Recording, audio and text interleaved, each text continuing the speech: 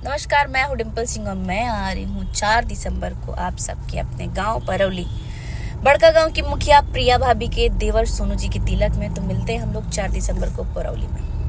नमस्ते, प्रणाम आप सभी को। मैं आप सबकी गायिका खुशी का कब मुझे बताते हुए बहुत ज़्यादा खुशी हो रही है कि मैं आ रही हूँ आप सभी से मिलने सोनू सिंह जी के तिलक समारोह में दिनांक 4/12/2024 को।